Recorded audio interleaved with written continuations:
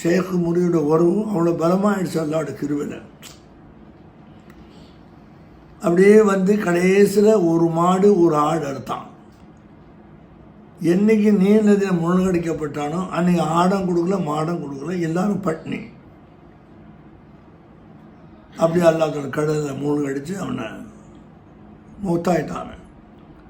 அப்போ மூசா நபி கேட்டாங்க, யா அல்லாஹ், நான் துவா கேட்டு 40 வருஷம் ஆச்சு, இப்போ தானே நீ அவனை மூழ்கடிச்சதுன்னு கேட்கும்போது மூசா அலைஹிஸ்ஸலாத்து வஸ்ஸலாம் அவன் என்ன செஞ்சான் தெரியுமா? தன்னை ரப்புக்குள்ள ஆளான்னு சொன்னான்.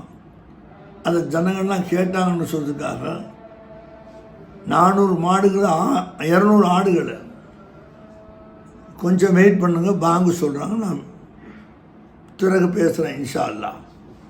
மூசா நபி கேட்டாங்க, நான் துவா கேட்டு சட்டத்தை கூட 40 வருஷத்துக்கு பிறகு தான் அவனை நீ என் துவா கபூல் செஞ்சு அவனை நீ ஹலாக்காக்குறேன்னு கேட்கும்போது அல்லாஹ் பதில் சொன்னான், மூசாவே அலைஹிஸ்ஸலாம் அவன் இந்த மாதிரி அந்த குருடு செவிடு முடங்களுக்கு டிசேபிள்டு மேனுக்கெல்லாம் இந்த மாதிரி அவனை கொடுத்தான்.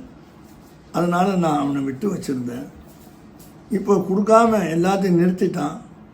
அவன் ஹாமான் பேச்சை கேட்டு நிறுத்திட்டான்.